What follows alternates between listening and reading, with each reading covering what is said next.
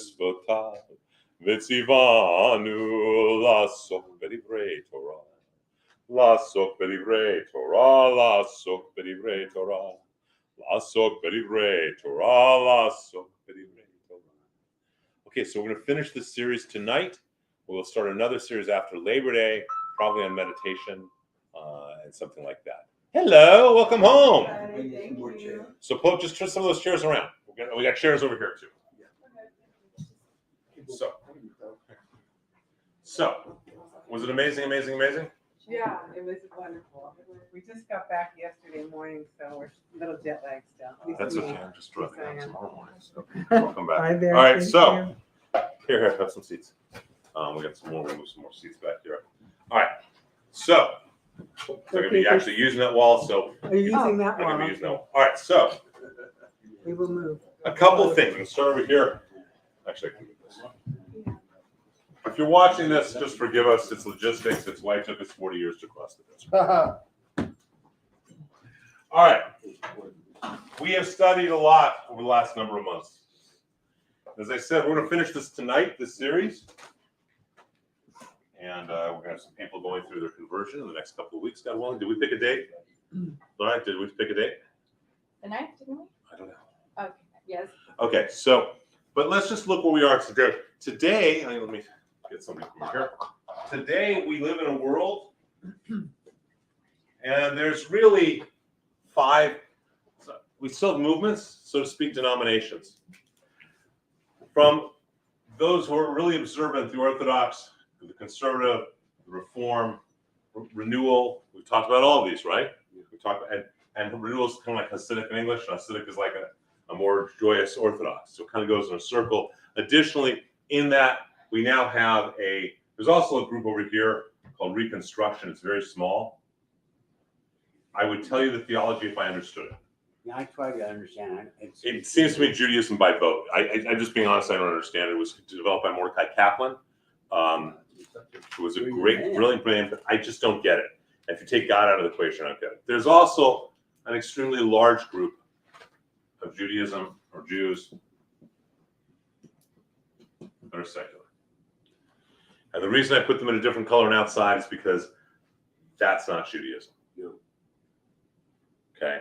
And their religion has become secularism, usually political, but secularism. And that's kind of where we are. We're all over the map. Right? We have all these different ways. And Judaism is this huge sea, and we can go and explore whatever sings to us. So let's just go for a minute. What we've done in the last 6-7 months. So I'm going to start all over the way over here. Orlando, you're going to have to move with me. So we started off, right? God's name, Yud He Vav He, the Tetragrammaton, also called Hashem, Adonai. I'm going to go very quickly. If you need to chime in, feel free. The idea of I am present, Hineni, Bereshit, in the beginning. We broke apart that word, Bereshit. We understood it at a deeper level. We understood the concept of Ha-Adam, the human being of Adam and Eve. How many of you remember that? Okay, you guys don't remember that. Well, you should know this. Get up. Get up. Come on. Get up. Up. Come on time table. Also, do we pass this around? We need to make sure we pass that around. The two of you, come on. The idea, remember, Adam is that Eve did not come from man. It did not come from Adam. Woman does not come from man. But in the beginning, when God creates the human being, God creates Ha-Adam. Okay. Ha-Adam, which is a human being that's male on one side, female on the other. Ha in front of a Hebrew word means the. Table is shulchan. Ha-shulchan means the table. Delit is door. Ha-delit means the door. God had this human being. It was male on one side, one female on the other, called Ha-Adam, but it's lonely. And so God puts this being to sleep. They're connected at the rib, splits them and turns them around, and now you have Adam and Eve. Did Eve come from man? No. Anyone who says women should be subservient to men because Eve came from man, just hit them with ignorance. Just tell them they're ignoramuses and move on. Thank you. You can go back. Thank you. If that's what Judaism is, partnership, it's not that way, right? So we have Ha-Adam. We talked about the generations, the 10 generations to Noah, the flood. Remember, Noah walks with God as opposed to Abraham who walks before God. The 10 generations that then go to Abraham. Avram, his wife Sarai. How Avram and Sarai, and they have the Brit Milah, the circumcision. We talked about that becomes Abraham. And that the first thing that Abraham ever hears from God is Lech Lecha, Go into yourself, with yourself, by yourself, for yourself, to a place you do not know, to a place I will show you, away from everything you know. God's first commandment to instruction to Abraham is to meditate. The first thing we're told as Jews. So why don't we? And they have this. They have the handmaiden Hagar, Ishmael, comes from Hagar and all the Arab worlds. Isaac and Rivka, Isaac and Rivka, Isaac and Rebecca. They have their children Esau and Yaakov, Jacob. Jacob's name, remember, he changes it is changed to Israel. We have Leah and Rachel, the two handmaidens. All of that goes on, and ultimately they have their 12 sons and a daughter: Reuben, Simeon, Levi, Naphtali, Asher, Dan, Zebulun, Gad, Judah, Joseph, Benjamin, and Dinah, and Dinah. And remember that out of this, because Joseph is so great, we have two tribes, Manasseh and Ephraim, who come from him. But all the Levites end up coming. Ultimately, from the Levites come Moses, Miriam, and Aaron, who come the priests and the ones who take care of the temple. Remember all the stories about Joseph? Joseph, is it really you? Remember Joseph, the amazing tech? You didn't see Joseph. Go, Joseph. You know what they say. Come on now, okay, never mind. It's a great thing. You should see. If you haven't seen it, go on YouTube. There's a fun version with Donny Osmond as Joseph and Joan Collins as Potiphar's wife. Oh, that's funny. It's very, it's very funny when she tries to seduce Donny Osmond. It's actually really funny. So it's a great show, most performed show in the world, as I understand it, because it's performed by elementary schools. So we talked about all of that. We talked about then going into Egypt after, with Joseph, and then a Pharaoh rose who knew not of Joseph. We're called Ivrim, because Ivrim means to cross over. We're the people who cross over. Moses helps get us out from the Sea of Reeds. He parts the Sea of Reeds, the 10 plagues. Remember, Dom, we take the blood, we take all the wine out of our cup, right? Am I going fast enough? Yep. Okay. So we take the wine out. Remember, after you take the plagues out on Passover, what don't you do? Don't lick your finger. Don't put the plagues back in play. Passover, wandering in the desert, and the holiday of Sukkot that goes with that, the molted calf, and the 10 Commandments being given to us, which is the holiday of Shavuot. Shavuot, Sukkot, and Pesach being the 3 festivals of walking. We make a pilgrimage to Jerusalem, make a pilgrimage to the temple. It's one of the ways that we know that it probably was not Passover. It was the Last Supper was not a Passover Seder, it was a Sukkot meal. Because if they greet them with palm fronds, we don't have palm fronds that we harvest in the spring. Right. We harvest them this time of year, so a little later. So the wandering, because of the spies who didn't have faith and how they wandered for 40 years. The idea of kosher animals. We don't prey upon others. We don't want to prey upon other people. We don't want to take their leftovers, and so we only accept as kosher animals grazers. It's an ethical statement. Has nothing to do with health. Has nothing to do with cleanliness. There's no cleaner animal on the planet than a raccoon. There's no dirtier one than a chicken. Chicken are kosher. Raccoons are not. Okay? So remember, it's about an ethical statement. Because I remember I don't think you were there at that point. So you kind of got this look like, cool! Okay, it's an ethical statement. We are what we eat. We're not going to prey upon others, so predators are forbidden. We're not going to take their leftovers, so scavengers are forbidden. We're going to take what God provides us and work as a community. The tzitzit, the knots on the talit, Balaam and the talking ass, Amalek, the enemy within. Remember the idea of Amalek being the one who preys upon those who are weaker, the perpetrator. Do we negotiate? And whether it's an addiction, a form of addiction, whether it's in a war, whether it's whatever kind of perpetration, do we negotiate with that? No. God says we have a war with that forever and always. Moses doesn't enter Israel. He dies in the wilderness. Joshua and the judges. Remember the whole process of the judges. All the clans, everybody's happy. Then the people forget about God. Because someone comes in, conquers them. The people are unhappy. They pray to God. God sends a judge, Deborah, Gideon, the different people to judge.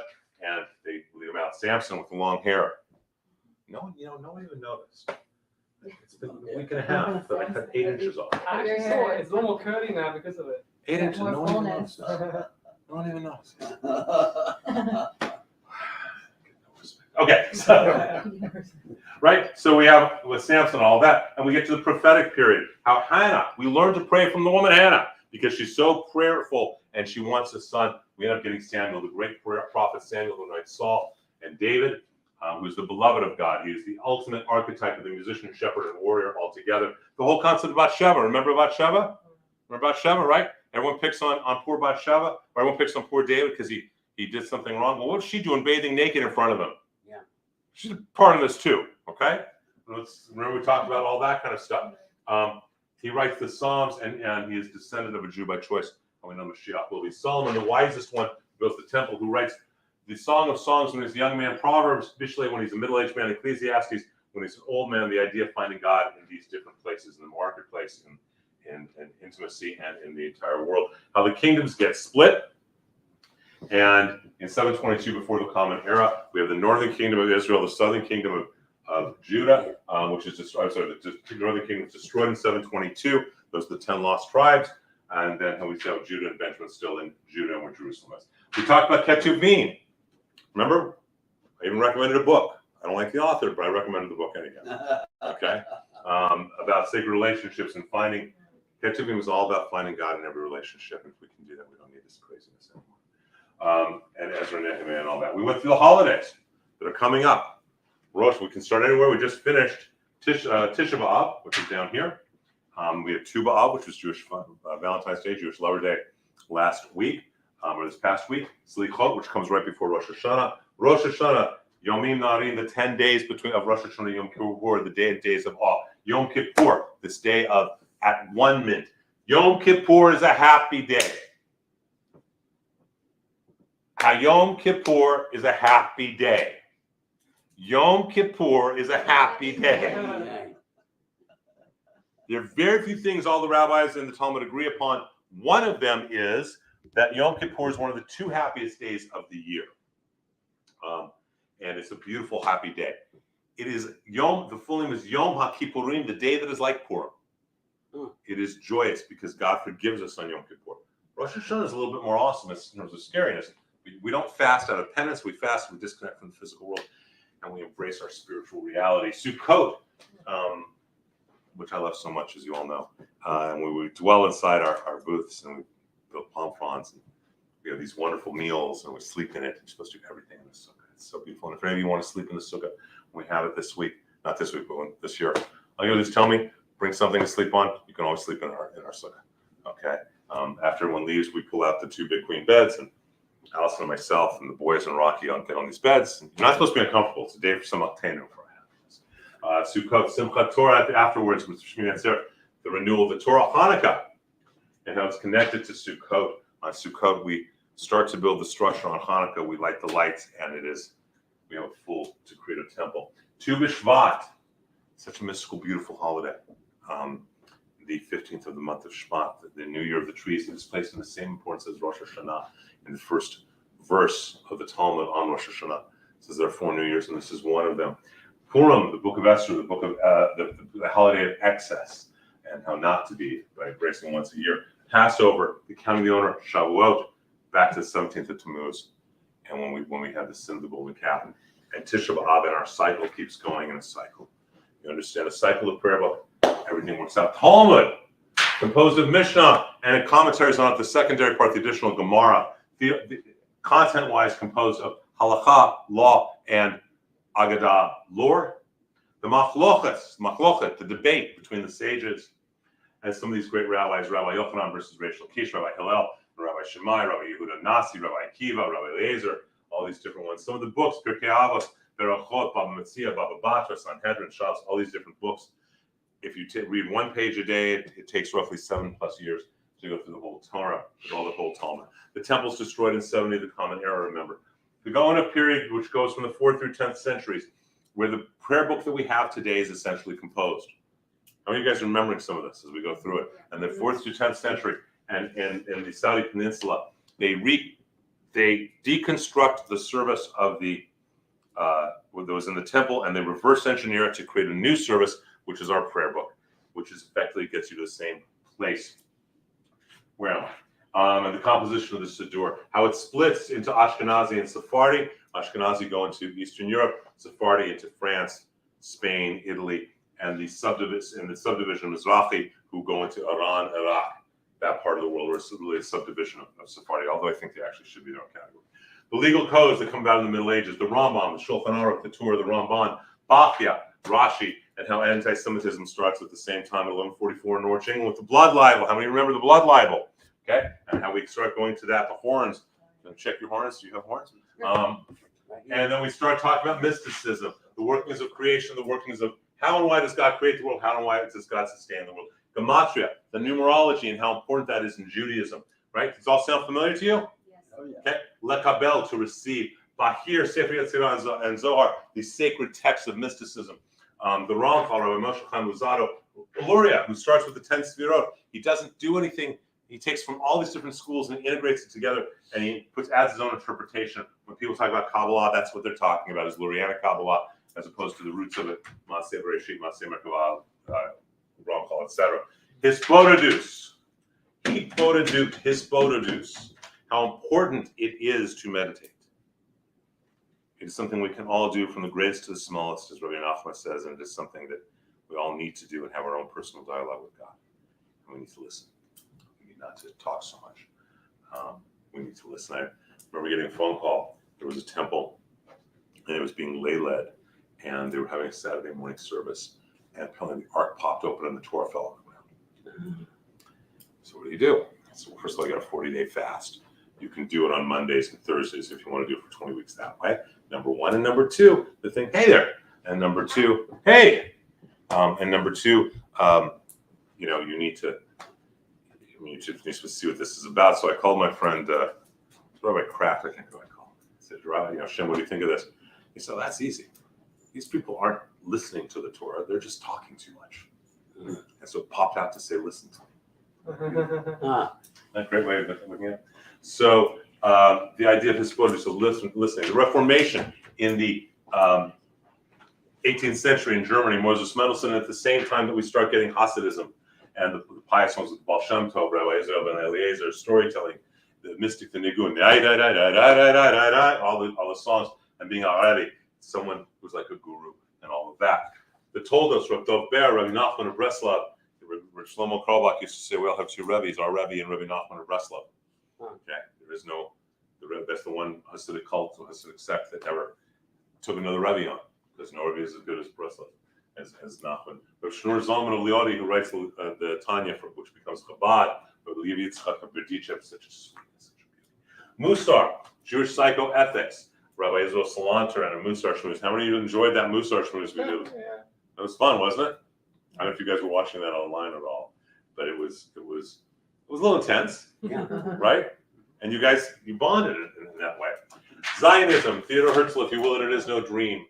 Into Suenzo Agadah, if you do not will it, a dream it is, a dream will remain. The Balfour Declaration starts the process of modern Zionism. And Goering, Golda Meir, Chaim Weizmann, with Rabbi Abraham Isaac Cook, what do we need a Rav Cook today? Someone who brought everyone from different perspectives together. The Shoah, the Holocaust. Remember the day marking the Holocaust. The holiday is not called Yom HaShoah. It is called Yom HaShoah Ugevura, the day of the Holocaust and of strength. We need to remember that when we remind ourselves of this horrible day. And the post-Shoah theology, that there is a whole concept that I believe is Fackenheim's concept. I don't know if we started this or not. That we should add a 614th commandment to the Torah. Thou shalt not let Adolf Hitler have a posthumous victory. Okay? And probably going to get me in trouble, but if that is true in the world, that we should not let that happen. So much the more so we should not let that happen within the Jewish community. When we start having authoritarian, dictatorial, and hatred between Jews and Jewish leaders, it's just horrible. Then he wins. The idea of post-denominationalism. So we have these different movements, right? Hasidic, Orthodox, Conservative, Reform. But what started in the 70s and 80s, actually more in the 80s and 90s, I guess, is a post-denominational or trans-denominational movement. That's actually what our synagogue is. The idea that we're not attached to one movement. We're Jews. It didn't matter to Hitler. It won't matter to the Messiah. May he or she come in our time. Okay, so we use conservative prayer book. We do a lot of it in English, and I teach hardcore Orthodox theology. And that's really what's going on, right? Or as my friend Rabbi Shochet, how many of you saw Rabbi Shochet? Okay, Rabbi Shochet liked to say it when at his temple. He used to say, well, we have a conservative temple with Reform congregants and an Orthodox rabbi, but it works. And then the challenges we have in American Judaism, which is what we're going to go over now. In American Judaism, there's all these things going on, but what is it about and what can we do? Where do we need to go? So I'm going to lay some stories to you. To tell, and I'm talking about stories in the last 10 days, last 2 weeks. Okay? And then I want you to see where how sick American Judaism is getting and how much work we have to do. Often this is hiding in one of these. And there's something called derech eretz. There's a whole concept of boundaries in Judaism. You don't poach from different synagogues, right? That makes sense? If you have a podiatry office, I don't open a podiatry office next door. Okay. We want every synagogue to succeed. We want every Jewish organization to succeed, to thrive. And yet, the hate that started coming out because we put an advertisement in the Guardian started with an employee from another temple, not far from here. She actually started the whole thread of what horrible people these are, how, et cetera, et cetera. They were suing the state. They didn't require masks. They didn't require vaccinations. Horrible people. And let's use other words than horrible people. When confronted on it, and I confronted the temple president, I got a letter back. We neither condemn nor condone what was said. That's not Judaism, guys. I don't want to go that far, but we went to services Friday night. Who was there services Friday night? Who got there early? What was there on the? So we have services for 9 years in that park every Friday night during the summer, right? What was there, Orlando? The sign. The temple, another temple. Oh, yes, there was another temple, trying to get first. They literally had signs there to come to our Havdalah service next Saturday. You're kidding. No. And some people threw them out. Now, I always like to give people the benefit of the doubt. So my thought is, well, this is some membership director, this is some whatever. I'm going to call the rabbi. And I called the rabbi. And he was screaming. Literally, he was screaming, saying, well, that's how we do things. Everyone needs to be able to advertise. It's just business. You know that it says in the Talmud that this kind of baseless hatred is what destroyed the temple. I said, you know that this is just not healthy for Jews. He said, look, we're very far left. No one's going to go to your temple unless they're alt-right. I said, I've never talked politics from the pulpit. Jeez. Oh my God. Okay? I've never talked, none of you have ever heard me talk about politics other than to always back up Israel and to call it anti-Semites, right? Right. Yeah. Right. And he's screaming. And so we all ties there. I said, okay, let me ask you a question. How would you like it if I decided to take an ad? And by the way, this is not a local temple. They're in Woodland Hills. It's not like they're 5 minutes away. They're coming to Oak Park. This is not an accident. So how would you like if I take an ad out in the Valley News saying, stop paying for religious schools, stop paying for high holiday tickets, come out to Westlake? That's a good idea. That's a good idea. Okay. And he said, well, you can do whatever you want. It doesn't matter. You're not affiliated with our movement. I said, no. And this is one of the reasons why. So my friend, a friend who's a rabbi who will remain nameless, it's not Shulchan, actually said, you should just hire 2 women to stand there when they have their Havdalah thing next Saturday with signs that say, come to free services, come to free classes, go to this website. Just standing. Not that. No. The problem is the hate. The problem is when in 2020 we had services, which was our choice. And if anyone wanted to not have services, that was their choice, right? Right. Totally. I have never argued, right? We made a decision as a community and to do this. It wasn't just my decision. And a Reform rabbi, his wife publishes to her thousands of followers how Rabbi Barclay and his board should be arrested and die. It's a quote. And when I called the rabbi up, and I said, this is what destroyed the temple. The Talmud teaches us, and this is a direct quote. He said, and I quote, we're Reform Jews. The Talmud doesn't mean anything to us. I said, the Torah says you shall surely rebuke. And you got to stop this. It's not okay. To us, there was a string of expletives ending with F, U, and Yam. Oh my God. The problem in Judaism, let's be clear, is us. Rabbi Shulchan says it beautifully. We can disagree. We do not need to be disagreeable. We learn in Talmud it's all about the machloket. but for the sake of Shemayim, for the sake of heaven, not for our own egos. And if we argue for the sake of heaven, but not for our own egos, there's no reason to get angry with each other. There's no reason to think that, I may think you're wrong, you may think I'm wrong, but I don't think you're evil. And hopefully you don't think that about us. That's what's going on in the Jewish world. Now, I understand part of the reason that has happened. In the last year and a half, more synagogues have closed in the United States than in any time in American recorded history. Okay? Synagogues are failing. But rather than looking at why they might be failing, they're becoming more and more anti-Jewish in terms of Jewish values. Do you guys see that? The hate that goes on. Look, there is room in the Jewish world for everyone. Whatever your passion is, whether it's mysticism or Talmud, whether it's Mussar or text and study, whatever. But the problem, the challenge is that there's so much fear. There's so much fear, and that doesn't lead to joy, and it doesn't lead to success, and it doesn't lead to healthy Judaism. Arguably, the most important thing out of all of this is where we have machlok, that we should respect each other even when we disagree, especially when we disagree. And that's not going on in the Jewish world right now. Okay, it's just not. And COVID made it that much more noticeable, that much more polarized.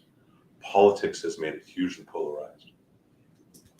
Okay, this particular rabbi said, well, you may not talk politics from the pulpit, but you wrote an article that compared the Yellow Star to the mandates. I said, that's right, because historically that's exactly what the Yellow Star was. He goes, well, that's a real problem. I said, well, okay, we can have that dialogue. There's nothing to disagree about. And a slew of expletives. I didn't know I could do all those things to my body by myself. I could do all the things that this guy was telling me to do. I could be a gymnast. So, right? So that's not Judaism, is it? That's not what's needed. And that's what's torn apart. Why is it over 3/4 of Jews do not even go to temple, even twice a year? And that's what we need to fix. Most of you know that one of my great teachers, I never knew in person, was Rabbi Shlomo Carlebach, of blessed memory. Both Matt played for, Kenneth Sam played for, performed. Shlomo Carlebach was such a genius. He brought so much Judaism back to Jews. And he had his temple of his holy love. Everywhere was, hello, holy sister, hello, holy brother. And there's an interview of him by Michael Lerner in Tikkun magazine shortly before he died. And he's asked about the Jewish establishment and why it's failing. And his answer is the Jewish establishment is spiritually bankrupt. Mm-hmm. If we are competing with each other, if we are trying to hurt each other, then we fail. The word competition, and this was my dissertation, was on the spiritual aspects of competition. The word competition literally means to pray together to the same deity. Mm.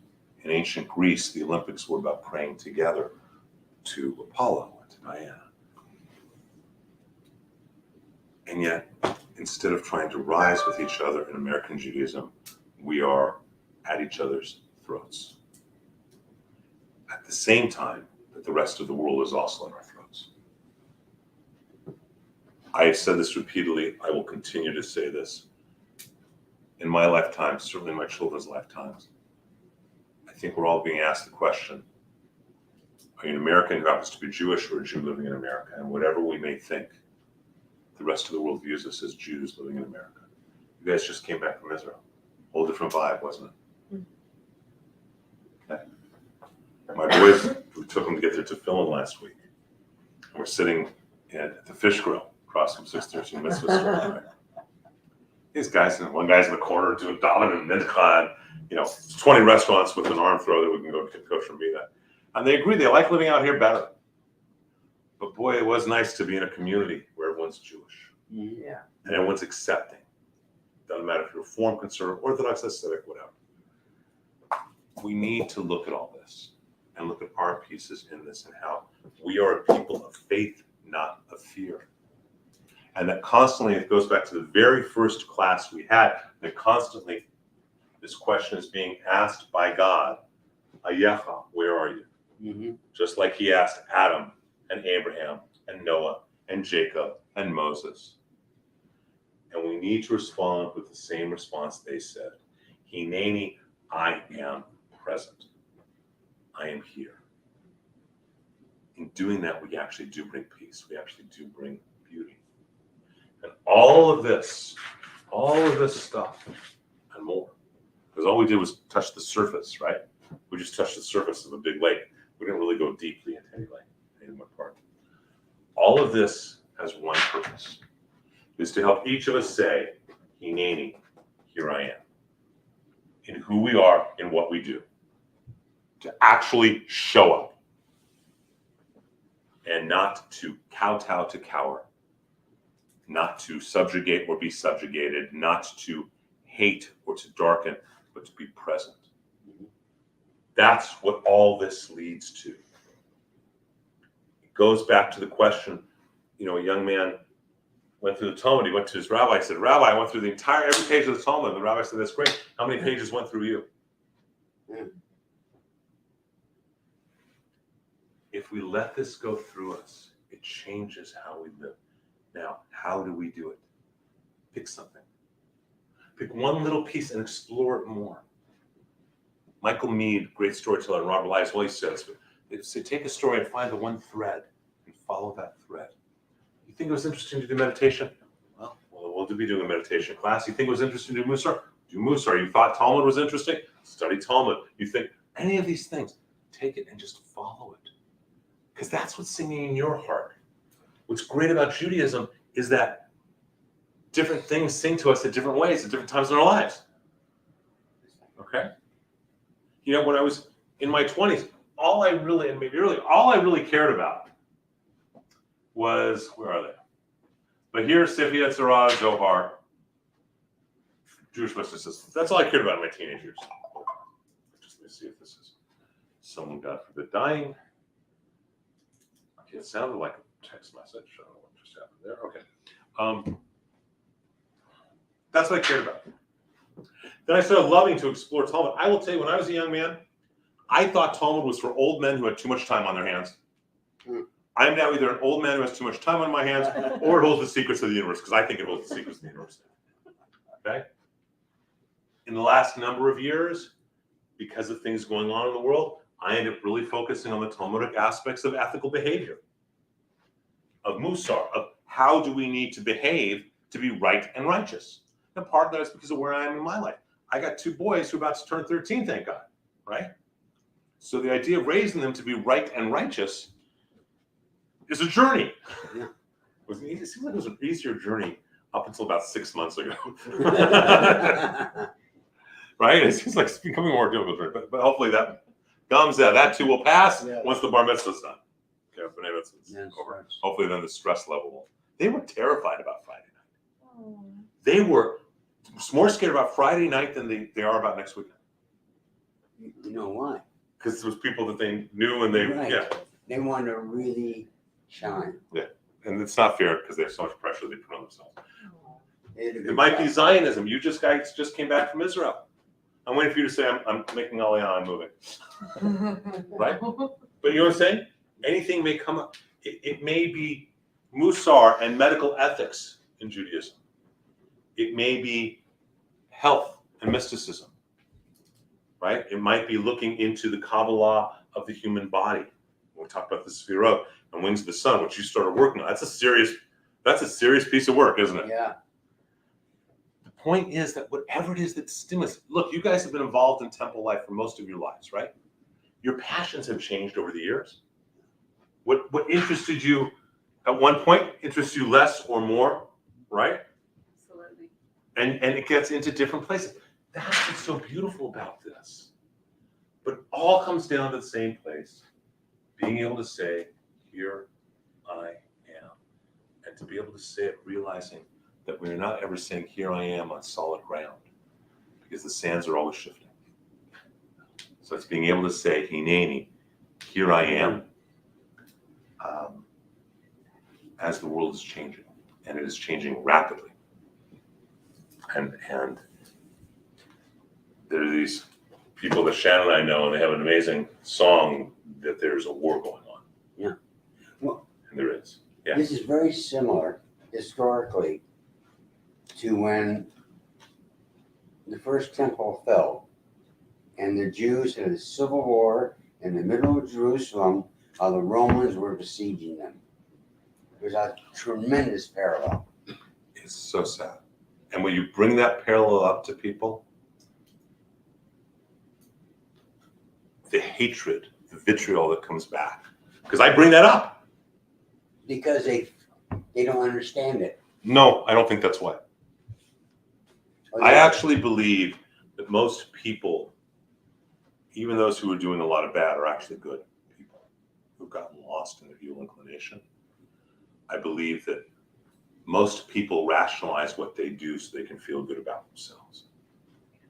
And if you hold up an honest reflection of a mirror at someone, which is what all this does in Judaism, if I don't like the way I look in the mirror, the way the mirror shows me my reflection, I only have a couple of choices. I can walk away from the mirror. I can sit there and say, okay, I need to change this. I can integrate what I'm experiencing. That's the hardest one. Or I can say that that reflection is a lie and break the mirror. Most people would rather do the last one. It's the easiest. But it's sad. That's not what Judaism is about. We're about questions. We're about churning. We're about exploration, and we're about joy. You know, I remember seeing a great rabbi many, many years ago at the Playboy Jazz Festival. Many years ago. His name was Joe Williams. How many of you know about Rabbi Joe Williams? He used to sing with the Count Basie band, a great black guy. Anyhow, Joe was not actually a rabbi. But I remember Joe Williams singing and him saying, I don't care what your minister or your rabbi tells you, if it feels good, it's supposed to, and if it doesn't, you ain't doing it right. Judaism is, if it feels really good, not in a superficial pleasure, but if it makes your heart and your soul sing, that's what it's supposed to be doing. It's supposed to be joyous. There's a phrase that has been co-opted incorrectly, and I think it's one of the great phrases. The phrase is tikkun ha'olam. Tikkun ha'olam literally means reparation of the world. And I think this is also what Judaism really works on us to do. If we let this go through us. We each have a piece of repairing the world, and only we can do it. I can't do yours, you can't do yours, you can't do mine. We each have a piece of repairing the world that we need to do. It's as if we each have an instrument that we need to play. We need to find the one note we need to play. We need to learn how to play it in tune. When we do that, that's the sound of God's symphony on earth. And that's what we really need to do. So my prayer for all of us is that we choose to do that. And we keep studying, and we keep embracing.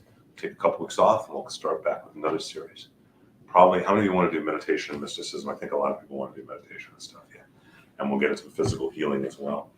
Something I like to do at the end of these kind of classes is, in one word or one phrase, something you got out of doing this. Enlightenment. I was going to say that too. And as as Robert likes to say, if we say enlightenment, we should also say endarkenment. Go ahead. Yeah, and this is amazing. It provides a good moral compass. Potential. It's big, isn't it? Did you guys realize how much you had studied? It's kind of awesome if you think about it. Yeah, but there's so much. But it's kind of awesome that we covered this much. It's amazing. Guidance. Clarity. I love the map of context that everything fits into. You've never seen it before. John, Um, you're just here for one night, so it's good. Okay, You're so, under. the Navy? You got a whole synopsis. The questions, what's the question? One word or phrase that you got from doing all this. Oh, knowledge.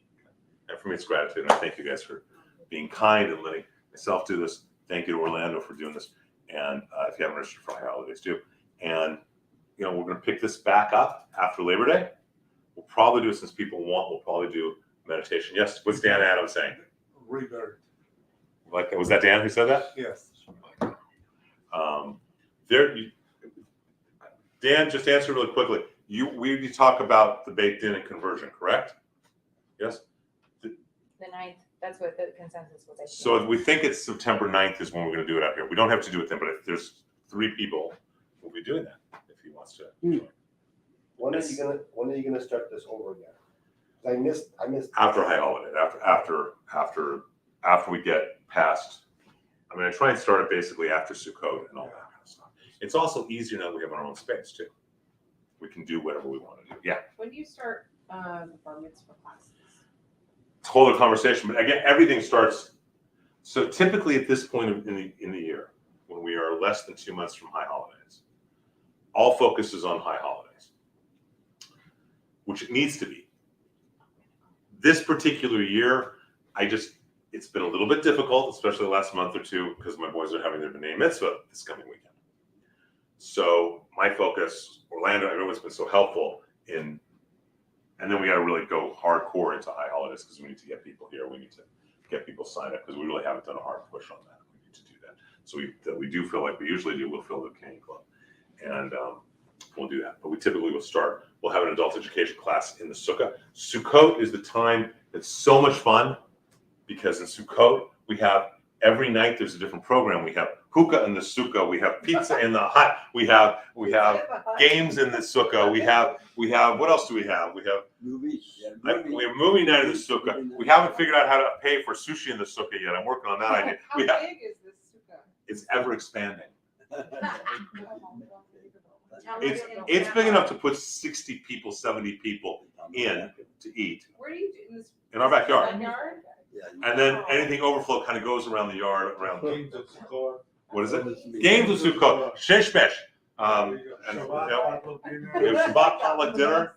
Our Sukkah's a blast. I love Sukkah. I remember So- that. So that's kind of, and we kind of figure out things that we're doing during Sukkot is I love the holiday. So, In a movie?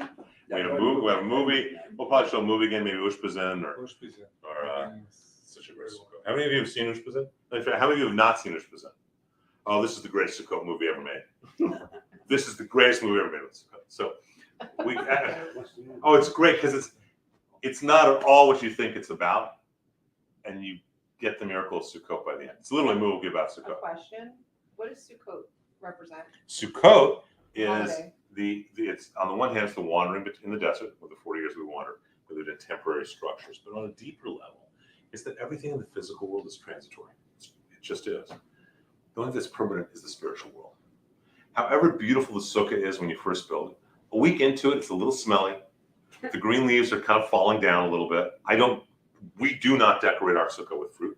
I don't need critters coming in and out and eating, but it's the most powerful dreaming time. And Orlando will tell you his dreams. We have dreams. It's just beautiful, and it's about building God's sacred temple. Because on Sukkot we build the structure that we want of the temple, and then we have the weeks to manifest it between Sukkot and Hanukkah. And Hanukkah, the last thing you turn on is the eternal light. So Hanukkah is actually called a little Sukkah. It's really beautiful. It's really fun. And kids love the holiday. Kids love this holiday. It's just, what's not to like? You're outside camping. And if the weather's bad, you have to go inside. You don't get bonus points for staying outside and suffering. It's a holiday simultaneous for our happiness. So it's beautiful. Yeah, so we'll do all that. So I thank you for all of this. And we'll leave this up here. And that's where we are. Okay, and we have Shabbat in 2 weeks, not this week, because I'll be busy. I'll be busy with other stuff. So thank you guys, and thank you for watching online, and share it. Go to them up. So, okay, thank you.